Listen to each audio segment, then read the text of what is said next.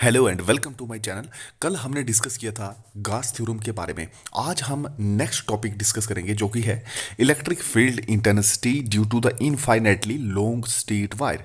एक infinitely long straight wire है हमारे पास सिलेंड्रिकल टाइप की, तो उसमें हमें किसी एक पॉइंट पर electric field intensity find out करनी है। देखिए, सबसे पहले मैं आपको बता दूं कि लाइन चार्ज जो है वो यहाँ पे चार्ज वायर की फॉर्म में है, जिसकी यूनिफॉर्म लीनियर चार्ज डेंसिटी जो है वो लैम्डा है। हमें एक एक्सप्रेशन फाइंड करनी है इलेक्ट्रिक फील्ड इंटेंसिटी के लिए, जो मैंने आपको बताया। किसी भी पॉइंट, मान लीजिए किसी पॉइंट P पर हमें, यहाँ पे पॉइंट है P, इस पर हमें ये फाइंड आउट करनी है। परपेंडिकुलर डिस्टेंस जो है यहाँ पे R है, यहाँ ये देख लीजिए, ये परपेंडिकुलर डिस्टेंस R है। कहाँ से? ये उस वायर से, या आप थिन रॉड कह सकते हो इसको। तो ये डिस्टेंस है जिसको परपेंडिकुलर डिस्टेंस कहा जाता है।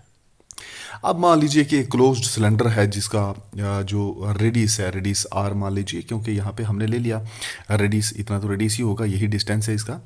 तो रेडियस R है हमारे पास, तो उस रेडियस का एक सिलेंडर, क्लोज्ड सिलेंडर हमने कंसीडर करा।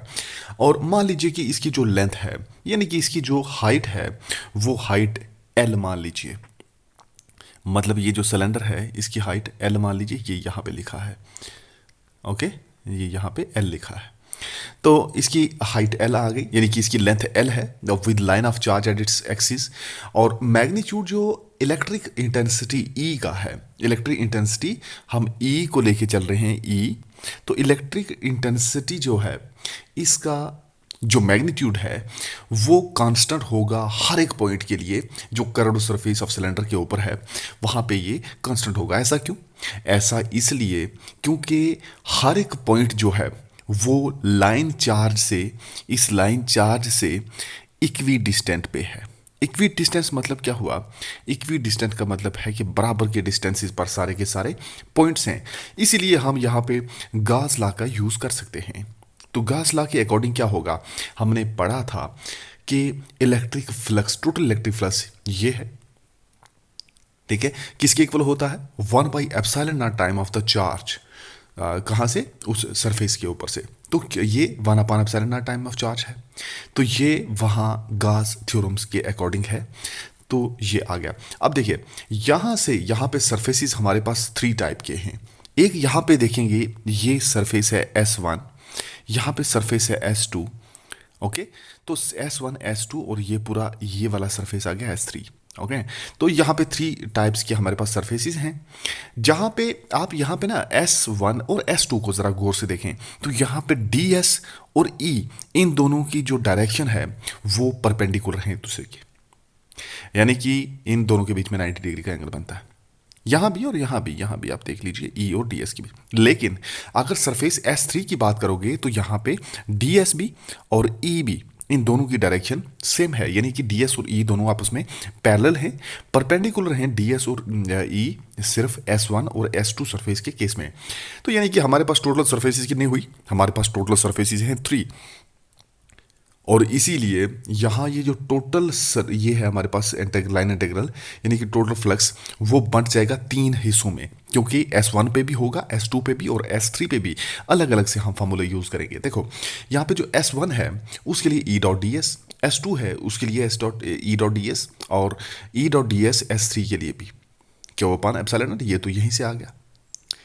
ओके, बस इसकी वैल्यू डाली है यहाँ पे।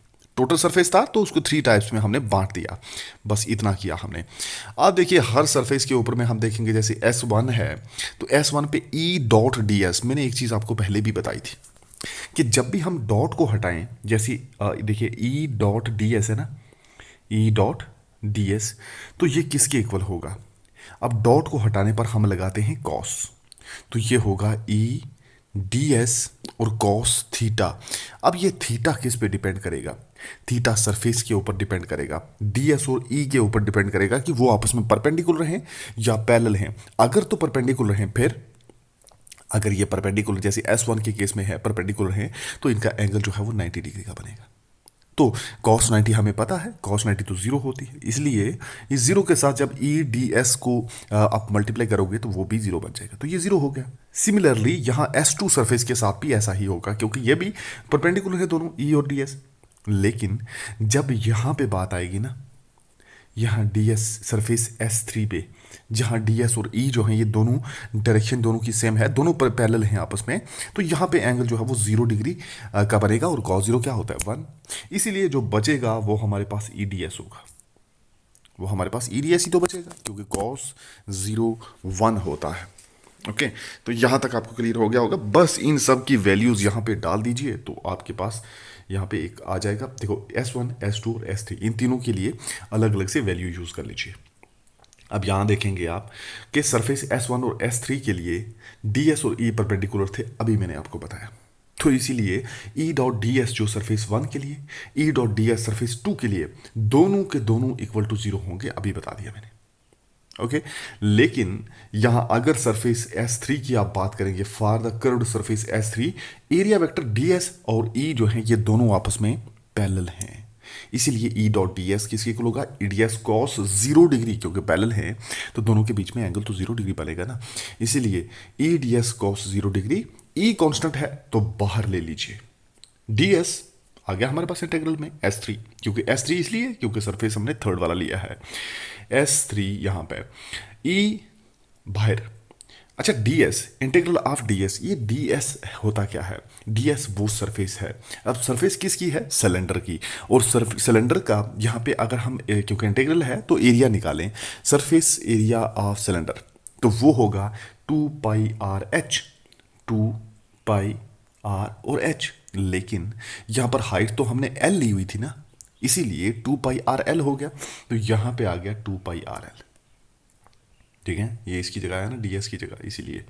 ओके, तो जहाँ पे 2 पाई आर एल क्या है, it is the area of the curved surface area of the cylinder, cylinder के कर्व्ड सरफेस एरिया है ये 2 पाई आर एच, यानी कि 2 पाई आर एल यहाँ पे। और ये हम लिनियर चार्ज डेंसिटी की बात कर रहे थे, जो लेमडा होती है, इस लेमडा होता है चार्ज अपॉन लेंथ, तो ये बढ़ गई लिनियर चार्ज डेंसिटी। तो Q is equal to lambda L, क्यों, क्योंकि lambda is equal to Q upon L है, तो क्रॉस मल्टीप्लाई करके क्या हो जाएगा, Q is equal to lambda L, which implies Q is equal to lambda into L, तो यही होगा। ओके, इक्वेशन फर्स्ट जो है वो क्या बन जाएगी, आप देखिए यहाँ पे ये फर्स्ट इक्वेशन है, यहाँ पे बस सिंपली वैल्यू डालनी है हमें। तो यहाँ पे ये तो 0 था, ये E डॉट डी एस करके कुछ आया हमारे पास, DS नहीं बल्कि DS की जगह हमारे पास क्या आया था, उसका इंटीग्रल, और वो होता है 2 pi R L, 2 pi R L. Okay, plus आगे फिर से 0 is equal to Q upon epsilon not.